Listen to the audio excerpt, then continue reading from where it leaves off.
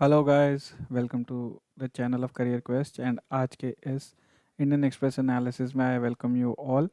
तो आज जो है हम 10 नवंबर 2021 का इंडियन एक्सप्रेस दिल्ली एडिशन जो है डिस्कस करने वाले हैं और उसकी कुछ important news. So let's begin. तो आज की जो सबसे पहली इंपॉर्टेंट न्यूज़ है वो है कि नेपाल के army chief general Prabhu Ram Sharma जो हैं वो दिल्ली आए हैं for a visit, for an official visit.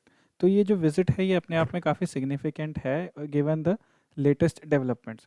तो देखिए, अभी आपको पता होगा कि इंडिया और नेपाल के जो आपस में रिलेशंस हैं, बायलैटरल रिलेशंस हैं, वो थोड़े से जो हैं रॉकी टर्म्स पे चल रहे हैं, या आप कह सकते हैं कि थोड़े अनस्टेबल हैं या थोड़े अनप्रेडिक्टेबल टर्म्स पे चल रहे हैं, जो कि अब नॉर्मेलिसी की तरफ दोबारा जाते हुए दिख रहे हैं। तो ये जो विज़िट है ये बहुत ही सिग्निफिकेंट टाइम पे आई है और इसका अपने आप में बहुत बड़ा सिग्निफिकेंस है। तो इस विज़िट का एक इम्पॉर्टेंस भी है, वो तो हम डिस्कस करेंगे ही करेंगे। लेकिन थोड़ा बैकग्राउंड देखते हैं। तो बैकग्राउंड में जैसे आपको पता होगा कि पुराने जो नेपाल के पीएम थे, मिस्टर केपी शर्मा ओली, तो उन्होंने उनके टाइम पे क्या हुआ था कि लास्ट ईयर मई 2020 में, अगर आपको याद हो, तो इंडिया ने एक उत्तराखंड से लिपुलेख पास के थ्रू जो है एक रोड का इनाग्रेशन किया था, जिसके बाद जो है उनके जो प्राइम मिनिस्टर थे मिस्टर केपी शर्मा ओली, उन्होंने इस चीज़ पे काफ़ी बड़ी जो है ऑब्जेक्शन उठाई थी। अब वो किसके इंस्टिगेशन पे उठाई थी और किसकी, आप कह लीजिए हिंदी में जैसे कहते हैं कि किसकी शह लेके वो इंस्टिगेशन उठाई थी, वो एक ओपन सीक्रेट है कि चाइना ने उन्हें इंस्टिगेट किया था और उसी की वजह से जो है उस पर्टिकुलर एरिया की वजह से जो है ये सारा। अब वो था क्या बेसिकली, देखिए इंडिया ने जो रोड अपनी डेवलप की थी वो एक टेरिटरी में से होके गुजरती है जिसका नाम है कालापानी। तो कालापानी जो है नेपाल क्लेम करता है कि उसकी टेरिटरी है, although it is a part of India, India के मैप का ही पार्ट है और इंडिया के कंट्रोल में रहा है शुरू से। बट नेपाल कहता है कि ये हमारा एरिया था और इंडिया ने जो है इसे एक अपने कैप्चर में, कंट्रोल में कर रखा है। तो उस टेरिटरी के थ्रू जब हमने रोड इनाग्रेट की थी फॉर द कैलाश मानसरोवर यात्रा और बॉर्डर एरियाज को वो जो है एक्सेस करने के लिए, तो उस टाइम पे जो है रिलेशंस ख़राब हो गए थे। तो उसके बाद फिर उनकी गवर्नमेंट ने जो है कॉन्स्टिट्यूशनल अमेंडमेंट बिल भी नेपाल पार्लियामेंट में पास करवाया, जिसके बाद उन्होंने इन तीन एरियाज़ को, जिसका सबसे पहला जिसका नाम है काला पानी, ठीक है, उसके बाद लिपू लेक, ठीक है, और उसके बाद लिम्पिया दूरा, इन तीन टेरिटरीज़ को जो है नेपाल के कॉन्स्टिट्यूशनल अमेंडमेंट के बाद जो है नेपाल के मैप में वो एक ऑफिशियल पार्ट बना दिया था। तो उसके ऑफिशियल पार्ट बनते ही जो है वो कॉन्स्टिट्यूशनल अमेंडमेंट हो गई थी, और ताकि, और उसके बाद जो नेगोशिएशंस थी वो थोड़ी और डिफ़िकल्ट हो गई थी, क्योंकि जब आप एक हार्ड स्टांस ले लेते हो तो नेगोशिएशंस का चांस जो है वो बहुत कम रह जाता है और नेगोशिएशंस के सक्सेस होने की प्रोबेबिलिटी जो है वो और भी कम हो जाती है। तो उसी के बाद जो है इंडिया के और नेपाल के जो रिलेशंस थे वो आपस में थोड़ा डाउन टर्न की तरफ चले गए। लेकिन उसके बाद जब सुप्रीम कोर्ट ने वहाँ पे इस साल जो है उनकी पार्लियामेंट को रीइंस्टेट किया, तो मिस्टर केपी शर्मा ओली की गवर्नमेंट जो है वो चली गई। ऑल तो चाइना ने पूरा ट्राई किया था कि उनकी गवर्नमेंट को किसी तरह बचाया जाए, बिकॉज वो चाइना के फेवर में एक्ट कर रहे थे। बट जब वहाँ पे नई गवर्नमेंट आई, उनके नए पीएम बने जिनका नाम है मिस्टर शेर बहादुर दोइबा, तो उनके बाद जो है एक रीसेट आना शुरू हुआ इंडिया नेपाल के टाइज में, जो कि ऑलमोस्ट ऑलमोस्ट जो है काफ़ी लो टर्म हिट, लो लेवल जो है हिट कर चुके थे। ठीक है, तो उसी के सिग्निफिकेंस में कहा जा रहा है कि ये जो नेपाल आर्मी के चीफ जिनका नाम है जनरल प्रभु राम शर्मा, उनकी ये विजिट जो है ये काफ़ी सिग्निफिकेंट है, specially in the given times, क्योंकि इंडिया और चाइना का कन्फ्लिक्ट जो है वो चल रहा है। अब नेपाल एक लैंडलॉक्ड कंट्री है, नेपाल के नॉर्थ में तिब्बत है और साउथ में इंडिया है, ईस्ट में भी इंडिया है, वेस्ट में भी इंडिया है, तो बेसिकली तीन साइड से इंडिया है। And towards the northern and is Tibet which is occupied by China. तो अब नेपाल जो है अपने ट्रेड के लिए, अपने जो है इंपोर्ट एक्सपोर्ट के लिए इंडिया पे बहुत ज़्यादा जो है डिपेंडेंट है। तो जब टायर्स ख़राब हुए थे तो हमने इस चीज़ का किसी कोई अननेसेसरी एडवांटेज नहीं उठाया, but we kept doing our part. लेकिन फिर भी अगर नेपाल या इंडिया के नेबरहुड में, इनफैक्ट इमीडिएट नेबरहुड में कोई भी एक कंट्री चाइना की तरफ ज़्यादा टिल्ट होता है, तो ऑब्वियसली उसका एक स्ट्रेटेजिक डिसएडवांटेज इंडिया को होगा ही होगा।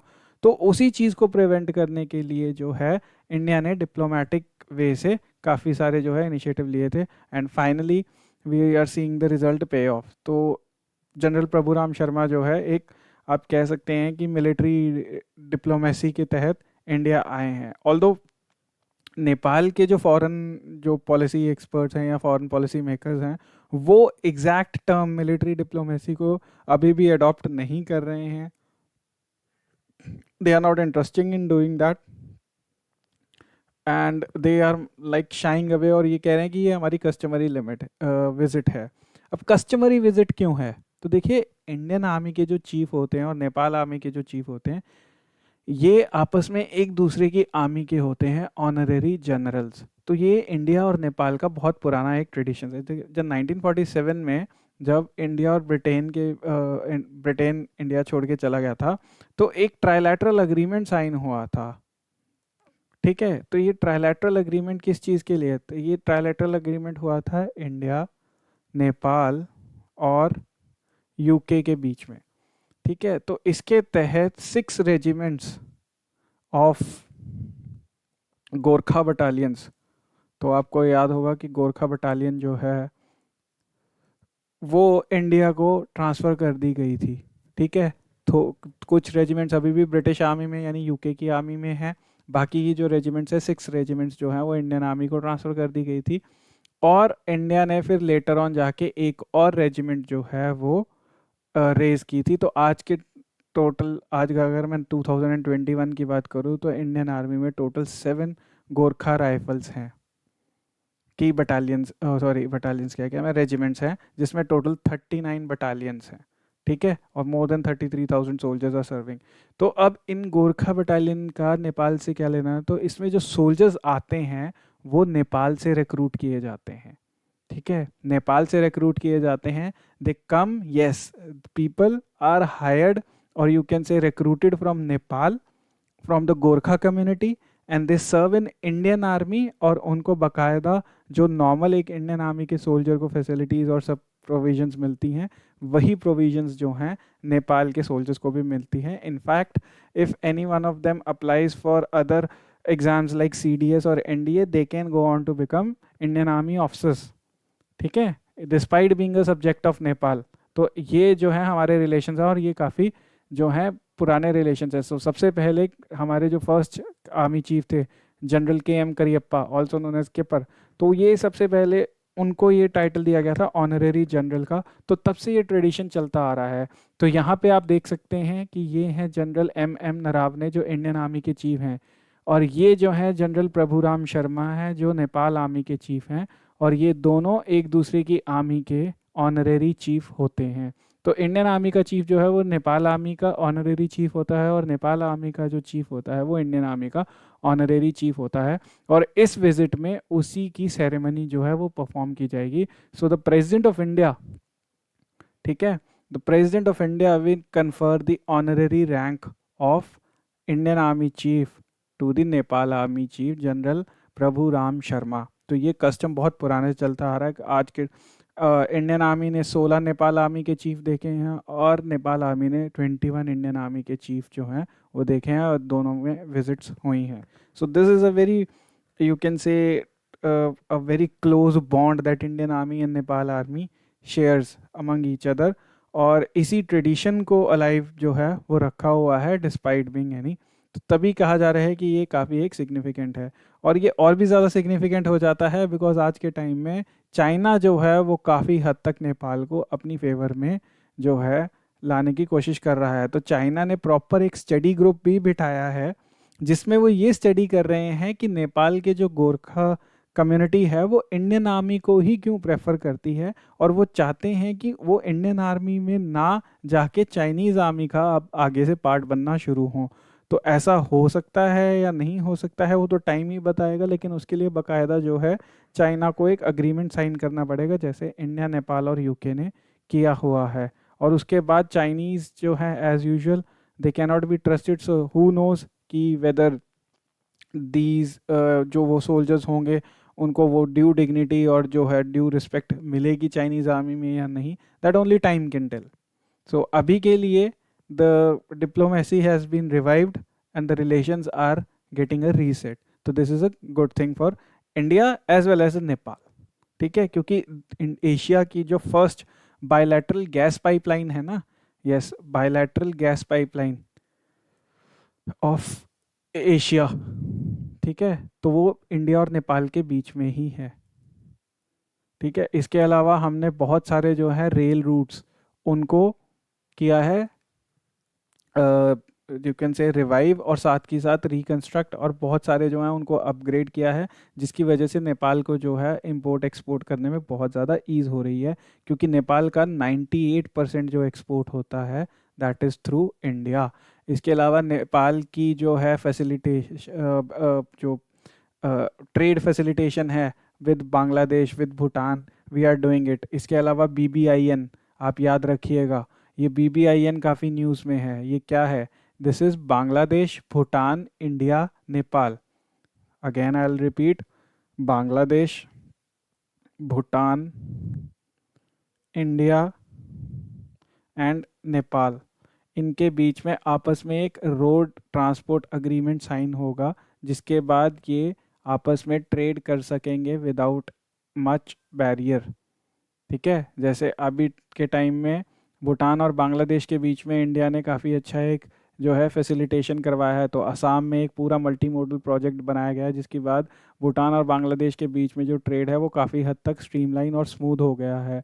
तो उसमें आगे इंडिया और नेपाल को भी अगर जोड़ दिया जाएगा तो it will become a regional connectivity. तो आगे चल के हम इसमें म्यांमार और बाकी कंट्रीज़ को भी ऐड कर सकते हैं, which will boost our bilateral ties as well as trade. तो ये जो सार्क कंट्रीज़ हैं जो आपस में काफ़ी डिस्कनेक्टेड हैं, उसमें से जो है कुछ कंट्रीज़ को आपस में इंटीग्रेट करने की और कनेक्ट करने की कोशिश ये की जा रही है। So please remember all this. ठीक है, चलिए let's move on to the next news which is again a military news. तो अगली न्यूज़ है कि जो इंडिया के नेवी के चीफ हैं एडमिरल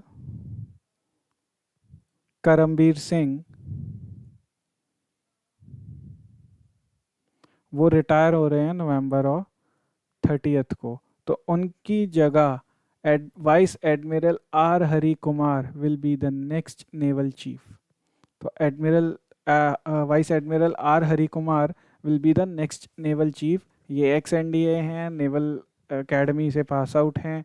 इंडिया का INS विराट जो है उसके कैप्टन रह चुके हैं, उसको कमांड कर चुके हैं, फ्लैग ऑफिसर कमांडिंग हैं नेवल कमांड के।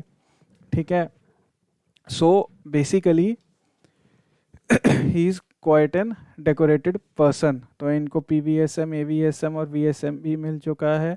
ठीक है, he has been the chief of integrated staff committee of the headquarters integrated defence staff. ठीक है, तो उसके बाद अब ये जो है नेवी के चीफ का अब टेन्योर संभालेंगे, and he will become the next navy chief on 1st of December। इसके साथ साथ आपको बता दूं, इंडियन आर्मी के चीफ की अभी हमने बात की थी, जो कि जनरल M नरावने हैं। ठीक है, और इसके अलावा हमारे जो एयर चीफ हैं उनका क्या नाम है? Air chief marshal Vivek Ram Chaudhary.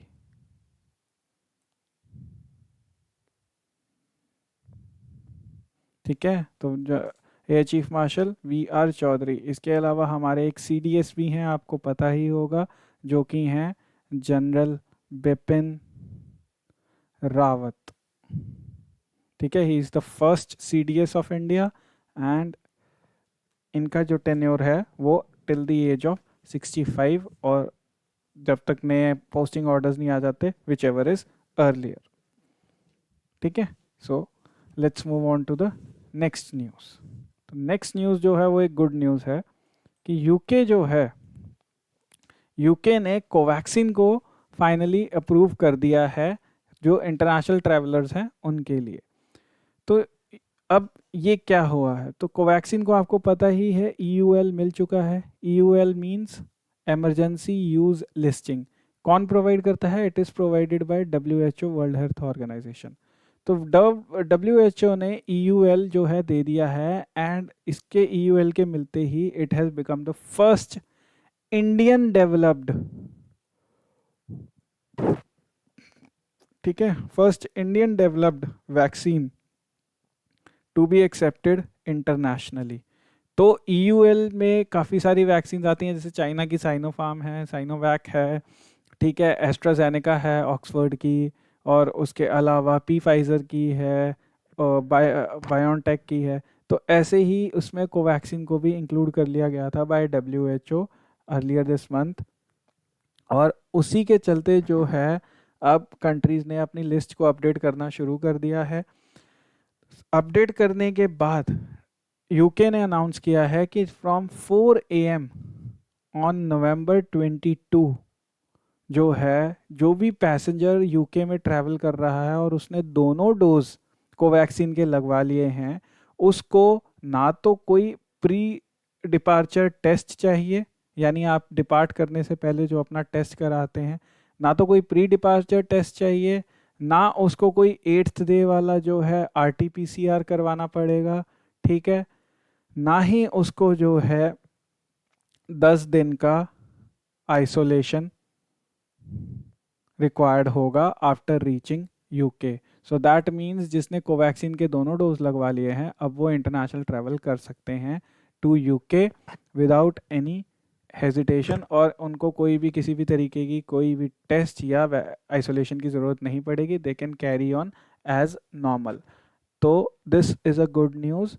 तो ये वही यूके है जिसने इंडिया के सर्टिफिकेट्स को भी रिकॉग्नाइज करने से मना कर दिया था, बट उसमें भी मैं आपको बता दूं कि इंडिया के जो सर्टिफिकेट्स हैं वो 96 कंट्रीज़ में जो हैं एक्सेप्टेबल हैं। जो आपके कोविन प्लेटफॉर्म से जो सर्टिफिकेट, वैक्सीनेशन सर्टिफिकेट जनरेट होते हैं, they are acceptable in 96 countries, right. और ये काफ़ी क्रेडिबल वो हैं, सर्टिफिकेट्स हैं, अनलाइक, क्योंकि यूके में, यूएस में, इनफैक्ट अगर आप इंटरनेट पे एक रफ रिसर्च, एक क्रूड सा सर्च भी करेंगे, गूगल सर्च भी करेंगे, तो आप देखोगे कि वहाँ पे 25 से लेके $200 में आपको फेक वैक्सीन सर्टिफिकेट्स जो हैं वो प्रोवाइड करवाए जा रहे हैं। सो और वो हैंड रिटन होते हैं, हमारे जो हैं उसमें कंप्यूटर जनरेटेड है, उसमें आपकी सारी डिटेल्स रहती है, उन्हें वेरीफाई भी किया जा सकता है by scanning either the bar code, या फिर उस पर जो सर्टिफिकेट नंबर है उसको कोविन प्लेटफॉर्म के पंच इन करके ऑथोराइज जो एजेंसीज हैं वो उससे वेरीफाई कर सकती हैं उस सर्टिफिकेट को। तो वो सर्टिफिकेट भी है। उसके अलावा अब यूके ने कोवैक्सीन को भी अप्रूव कर दिया है, और कोवैक्सीन इससे पहले ऑलरेडी 16 कंट्रीज़ में अप्रूव थी। ईयूएल मिलने के बाद अब वो ऑलमोस्ट ऑलमोस्ट हर कंट्री जो डब्ल्यूएचओ की लिस्ट के अकॉर्डिंगली चलता है, हर कंट्री में अब एक्सेप्टेबल होगी। ठीक है, चलिए let's move on to the next news. Again next is a very good news. तो फाइनली श्रीनगर को दूसरी अटेम्प्ट में यूनेस्को के क्रिएटिव सिटीज़ का टैग जो है वो मिल गया है। Now what is UCCN? तो UCCN is UNESCO creative cities network. अगर आप यहाँ पे देख सकते हैं, तो मैं थोड़ा जूम इन करता हूँ, you can see it clearly. तो ये जो यूनेस्को का क्रिएटिव सिटीज़ नेटवर्क है, इसमें यूनेस्को ने हाल की जो लेटेस्ट राउंड की कॉन्फ्रेंस हुई थी उसमें टोटल 49 सिटीज़ को ऐड किया है, और अब इन 49 सिटीज़ के ऐड होने के बाद total 295 cities from across 90 countries जो हैं इस यूसीसीएन का मेंबर बन गए हैं। तो क्या श्रीनगर इंडिया में से पहला सिटी है? नहीं, श्रीनगर इंडिया में से 6th सिटी है जो इस यूसीसीएन का मेंबर बना है। अब पुराने 5 सिटीज़ की मैं बात बाद में करूँगा, बट पहले बात श्रीनगर की करते हैं कि श्रीनगर को ये टैग किस चीज़ के लिए मिला है। तो श्रीनगर को ये टैग जो है ये मिला है अपनी कल्चर और क्रिएटिविटी के लिए। तो कल्चर और क्रिएटिविटी मींस जहाँ पे art and craft, handicraft, folk, तो ये सब चीज़ें जो हैं ज़्यादा मिलती हैं। तो सिंगापुर ने जो है 2018 में भी पहले अप्लाई किया था, बट उनका जो वो था प्रपोजल था वो रिजेक्ट हो गया था। तो फाइनली इस साल 2021 में एक्सेप्ट किया गया। तो गवर्नमेंट ऑफ इंडिया में मिनिस्ट्री ऑफ कल्चर जो है, मिनिस्ट्री ऑफ कल्चर, अब इसके जो मिनिस्टर हैं वो आप ज़रूर देखिएगा, क्योंकि अब ये न्यूज़ में आ गई है तो हो सकता है एग्जामिनर आपसे पूछ ले। और ये कोई बहुत कॉमन या मेन मेन स्ट्रीम मिनिस्ट्री भी नहीं है जो रेगुलर न्यूज़ में रहती है, बहुत रेयर न्यूज़ में आती है। ठीक है, तो like ministry of defence and finance and external affairs, ये मिनिस्ट्री बहुत कम न्यूज़ में आती है, तो आप इसके मिनिस्टर ज़रूर देखिएगा, मैं नहीं बताऊंगा। और आप कमेंट सेक्शन में टाइप करके बताइएगा कि मिनिस्टर है कौन। ठीक है, तो मिनिस्ट्री ऑफ कल्चर जो है इस साल दो सिटीज़ के लिए प्रपोज किया था। एक था श्रीनगर एज यूजुअल जिसको टैग मिल गया है, और दूसरा था ग्वालियर। तो ग्वालियर का अभी एक्सेप्ट नहीं हुआ, बट श्रीनगर का जो है इस साल एक्सेप्ट हो गया है, और एक्सेप्ट होते ही श्रीनगर को ये यूनेस्को क्रिएटिव सिटीज़ का जो है ये टैग मिल गया है। तो जैसे कि मैंने आपको बताया कि श्रीनगर को ये जो टैग मिला है, ये मिला है अपने आर्ट एंड क्राफ्ट के लिए। तो किस किस चीज़ों का, जो इनका वुड वर्क है, जो इनका अ, अ, आप कह सकते हैं कि इनकी होजरी है, या आप कह लीजिए इनके जो वीविंग की जो वो है इंडस्ट्री है, उनके लिए जो है इनको ये टैग मिला है। बेसिकली जो मिडिल कश्मीर है ना, जिसमें श्रीनगर, गंदेरबल और बुड़गाम एरिया आता है, ये तीनों ही अपने जो है हैंडीक्राफ्ट के लिए और आर्ट एंड क्राफ्ट के लिए काफ़ी मशहूर हैं। लेकिन क्योंकि यूनेस्को एक ही सिटी को ये टैग प्रोवाइड करता है, तो इसीलिए ये श्रीनगर को दिया गया है। अब यहाँ पे आपको पता है कश्मीर में अखरोट बहुत होता है, तो अखरोट के पेड़ की जो लक्कड़ होती है, उससे कश्मीर के जो कारीगर हैं वो काफ़ी अच्छे अच्छे जो हैं वो हैंडीक्राफ्ट्स बनाते हैं। तो आपने देखा होगा कि बुजुर्गों के चलने के लिए जो लकड़ियाँ होती हैं, स्टिक्स होती हैं, जो वो उन पे बहुत ब्यूटीफुल कार्विंग जो है वो की जाती है। इसके अलावा पश्मीना शॉल्स हैं, जो आपकी कारपेट्स हैं, रग्स हैं, तो ये सारा कुछ जो है श्रीनगर में और श्रीनगर के आसपास बेसिकली कश्मीर में ये चीज़ प्रोड्यूस की जाती है, और इसी चीज़ को रिकग्नाइज करते हुए यूनेस्को ने ये क्रिएटिव सिटी का टैग जो है दिया है। तो प्लीज़ ये याद रखिएगा। अच्छा, इसके अलावा एक चीज़ मैं और आप यहाँ पे मेंशन करना चाहूँगा, वो है पेपर मैश का। तो ये पेपर मैश बेसिकली है क्या? ये पेपर मैश जो है ये एक टेक्निक होती है जिसमें पेपर पल्प को यूज़ किया जाता है डिफरेंट डिफरेंट चीज़ें बनाने के लिए। कैसी चीज़ें? वास, बाउल्स, कप्स, तो अलग अलग चीज़ें जो है बेसिकली आप ऐसे बनाते हो, लैम्प्स बनाते हो। ठीक है, तो ये अपने आप में एक कला है।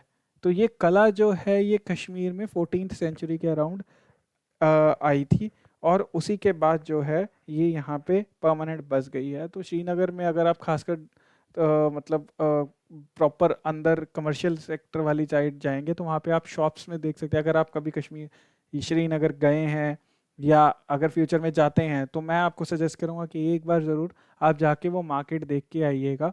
तो किसी से भी पूछेगा, नॉर्मली आपको बता देंगे। तो वो कोर कश्मीर कोर श्रीनगर का पार्ट है। ठीक है, तो वहाँ पे आपको देखने को मिलेगा कि दुकानों में कैसे कारीगर जो हैं वो वुडन के ऊपर वो कार्विंग्स कर रहे हैं, कैसे वो ये पेपर मैश का काम कर रहे हैं, कैसे जो है शॉल बुनी जा रही है, कारपेट बुने जा रहे हैं। So this is something that is very famous and that is very significant there. और इस टैग को मिलने के बाद जो है अब ये इनके लिए और भी ज़्यादा बूस्ट हो जाएगा, क्योंकि अब ये इंटरनेशनली रिकग्नाइज हो गया है, तो इनके प्रोडक्ट्स की डिमांड और भी ज़्यादा बढ़ जाएगी। क्योंकि हाल ही के टाइम में आपको पता ही होगा कि लॉकडाउन की वजह से, पेंडेमिक की वजह से जो है इस इंडस्ट्री को काफ़ी नुकसान देखना पड़ा था, क्योंकि एकदम सब कुछ बंद हो गया था। लेकिन अब जो है यूटी की जो गवर्नमेंट है वो भी एक पूरा डाटाबेस बना रही है, और वो उस डाटाबेस में हर जो है हैंडीक्राफ्ट प्रोड्यूस करने वाले की, हर आर्टिजन्स की जो है ना डिटेल्स एंटर करेंगे, और उन्हें जो है सपोर्ट प्रोवाइड करेंगे, ताकि वो अपने जो प्रोडक्ट्स हैं वो सिर्फ नेशनली नहीं, लोकली नहीं, बल्कि इंटरनेशनली, ग्लोबली अपने प्रोडक्ट्स को जो है डिस्प्ले कर सके और लोगों तक पहुंचा सके, ताकि उनकी डिमांड जो है और उनकी जो रीच है वो पूरी ग्लोबल हो। तो यूनेस्को का क्रिएटिव टैग जो है वो उसमें एक बूस्टर शॉट के तरह ही जो है एक्ट करेगा। ठीक है, चलिए let's move on to the next news. तो अगली न्यूज़ जो है वो है, अब अगर आपने कल की वीडियो देखी होगी तो मैंने आपको बताया था कि क्लाइमेट फाइनेंस को लेके इंडिया ने और बाकी डेवलपिंग कंट्रीज़ ने काफ़ी जो है स्ट्रेस दिया था, और वहाँ पे कहा था कि अब जो डेवलप्ड कंट्रीज़ हैं, टाइम आ गया है कि वो अब अपनी रिस्पॉन्सिबिलिटी पूरी करें, और जो प्रॉमिस उन्होंने किया था क्लाइमेट फाइनेंसिंग का वो जो है फुलफिल करें। तो आज कल तो है जो है ये बात की गई थी। आज जो न्यूज़ आई है उसमें उन्होंने एक स्पेसिफिक अमाउंट बताई है। किसने? अफ्रीका ने, इंडिया ने और इंडिया के जैसे और कंट्रीज ने। अब इंडिया जो है वो अपने जैसे कुछ कंट्रीज के साथ पार्टनर किया हुआ है on the climate change issue, और इस ग्रुप का नाम है LMDC, means like minded developing countries. ये इस ग्रुप का नाम है। डेवलपिंग है, डेवलप नहीं है।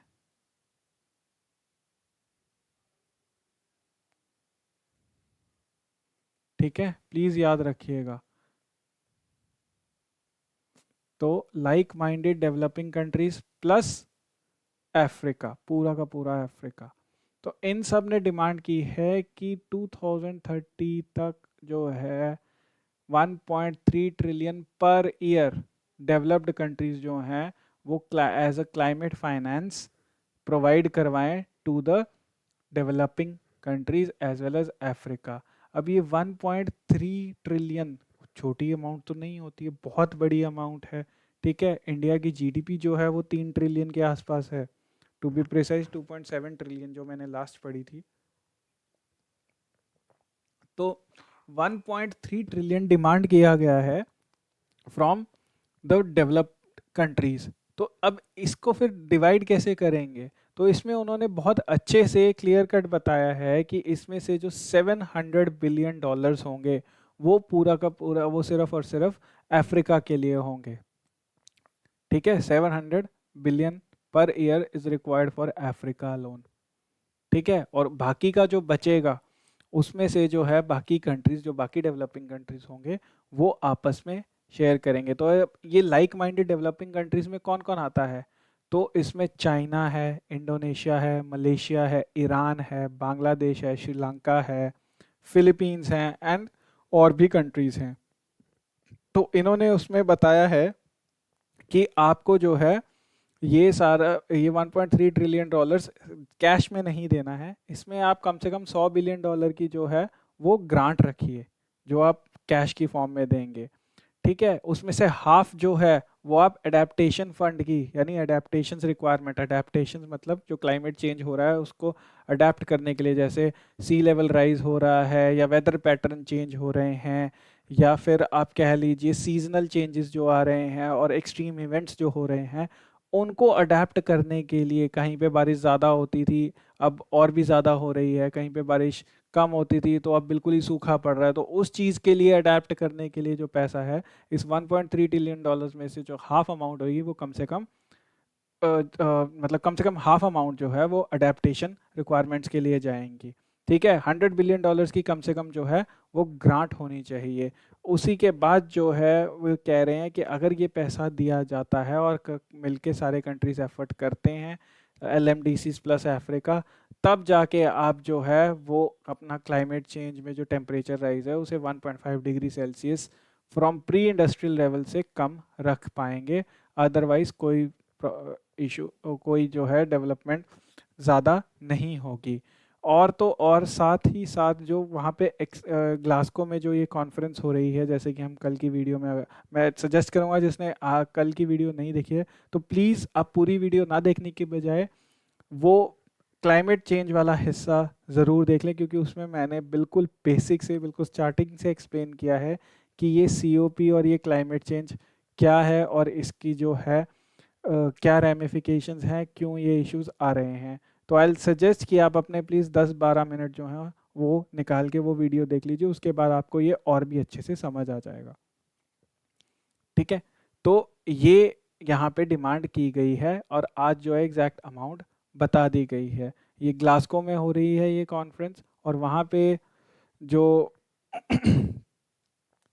आपके क्लाइमेट एक्टिविस्ट हैं, जो NGOs हो गई या बाकी जो आजकल यूथ जो ऑर्गेनाइजेशंस हो गई हैं वो हैं, तो उन सब ने जो है कहा है कि इंस्टेड ऑफ नेट ज़ीरो, जो हर कंट्री बोल रहा है कि हम नेट ज़ीरो जाएंगे, आप टोटल ज़ीरो पे कंसंट्रेट कीजिए, यानी अपनी जो है एमिशंस कम कीजिए।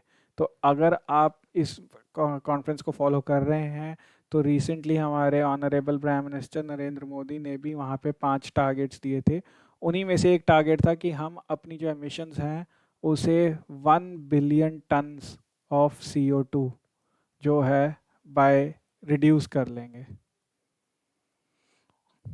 ठीक है, 1 बिलियन टन ऑफ CO2 जो है हमारी एमिशंस उसे रिड्यूस कर दिया जाएगा। ठीक है, तो इससे बेसिकली वो ये बताना चाह रहे हैं कि हम अपनी एमिशंस भी कम करेंगे और साथ साथ ये एफर्ट भी लगाएंगे कि आगे चल के कोई जो है मतलब एक तो नेट जीरो में क्या होगा कि आप जितनी एमिशंस कर रहे हो उतनी ही आपने आगे उतनी ही आगे आपने जो है वो कर ली है कि जस्ट अ मिनट, उतनी ही आगे आपने प्रोड्यूस कर लिए कार्बन सिंक्स जो उनको एब्जॉर्ब कर लेंगे। बट अल्टीमेटली जो ऑलरेडी एटमॉस्फेयर में जो हार्मफुल ग्लोबल वार्मिंग वाली और जो ग्रीन हाउस गैसेस हैं वो जा चुकी हैं, उनका क्या होगा, नुकसान तो वो करती ही रहेंगी ओवर द टाइम। तो आपको अपनी एमिशंस तो कम करनी ही करनी है, साथ में कार्बन सिंक्स भी कम बढ़ाने पड़ेंगे। सिर्फ कार्बन सिंक इस पॉइंट ऑफ व्यू से मत बढ़ाइए कि हम आगे ताकि हमारी एमिशंस ना जो हो चुकी हैं उनको भी मिटिगेट करना पड़ेगा। So for that this entire tussle is going on. ठीक है, चलिए let's move on to the next news जो कि काफ़ी इंपॉर्टेंट और सिग्निफिकेंट न्यूज़ है। तो चाइना ने जो है अपनी एक फ्रिगेट वो डेवलप की जो कि काफ़ी एडवांस्ड है, उसमें काफ़ी अच्छे फीचर्स हैं और लेटेस्ट टेक्नोलॉजी भी है।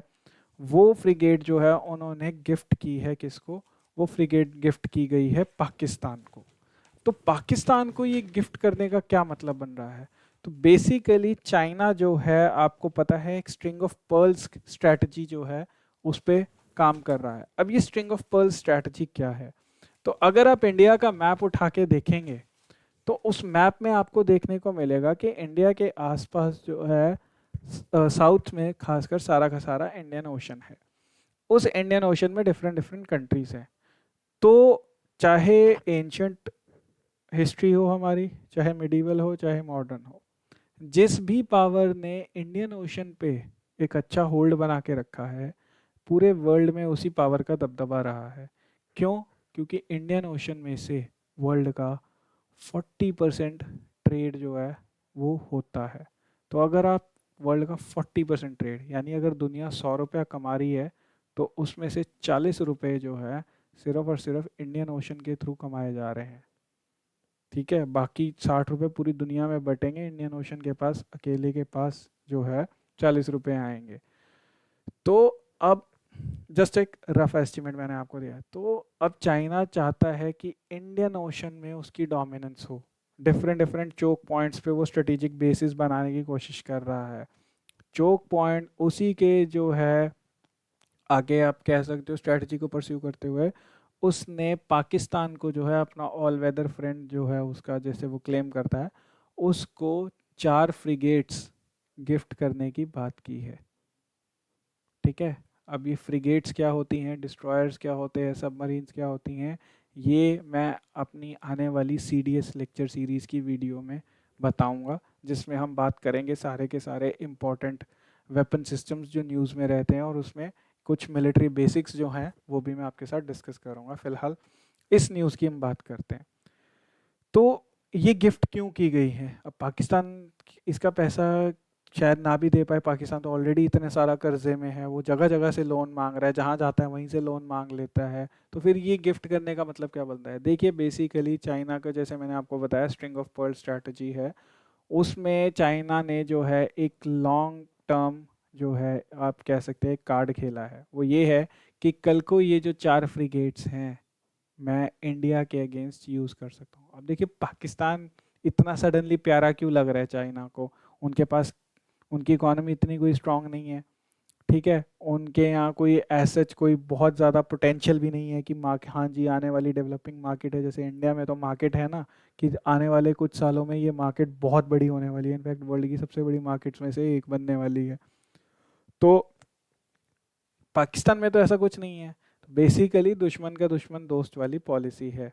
कि चाइना को थ्रेट जो है वो इंडिया से है, और पाकिस्तान जो है वो एक स्वॉन एनिमी है इंडिया का।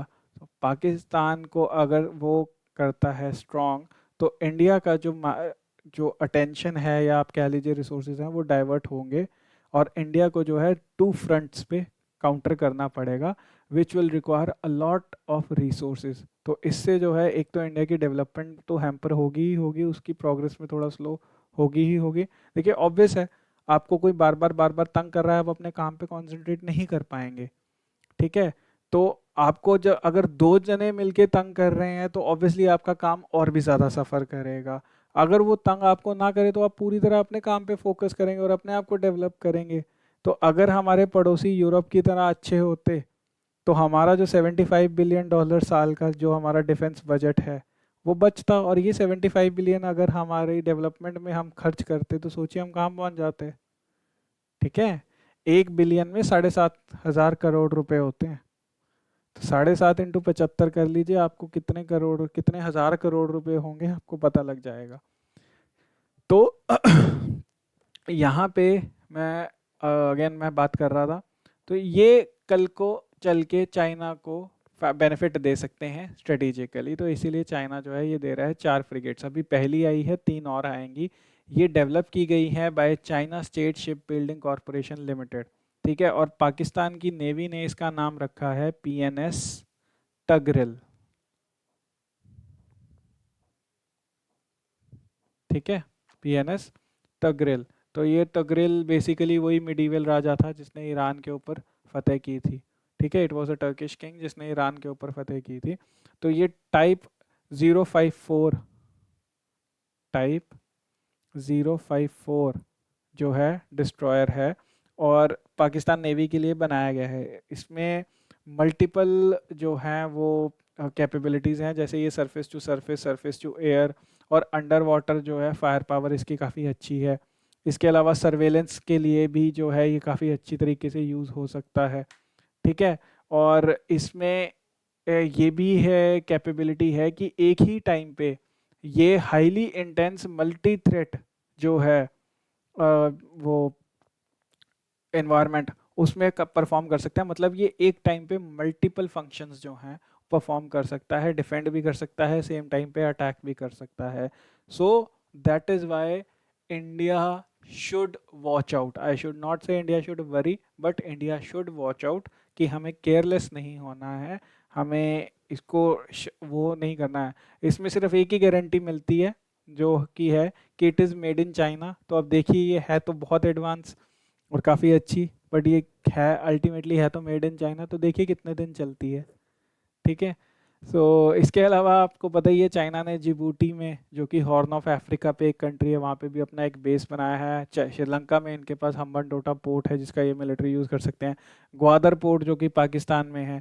तो ये जो मैंने आपको स्ट्रिंग ऑफ पर्ल स्ट्रैटेजी के बारे में बताया था, ये उसी स्ट्रिंग ऑफ पर्ल स्ट्रैटेजी का पार्ट है ये सारे के सारे बेसिस। ठीक है, अब इन 4 फ्रिगेट्स के अलावा पाकिस्तान नेवी को चाइना जो है वो 8 सबमरीन्स भी देगा। ठीक है, they are also giving them 8 submarines. तो ये 12 टोटल नेवल वेसल्स जो हैं ये पाकिस्तान के पास जाएंगे। किस खुशी में? Because in future to come they can be used as strategic asset against India. ठीक है, let's move on to the last news for the day, which is कि क्लाइमेट चेंज परफॉर्मेंस इंडेक्स जो है वो रिलीज़ कर दिया गया है। अब ये क्लाइमेट चेंज परफॉर्मेंस इंडेक्स है क्या? ये जर्मन वॉच नाम की एक एनजीओ है, जर्मनी की एनजीओ है जर्मन वॉच। उसने new climate institute and the climate action network के साथ मिलके ये क्लाइमेट चेंज परफॉर्मेंस इंडेक्स और रिपोर्ट निकाली है।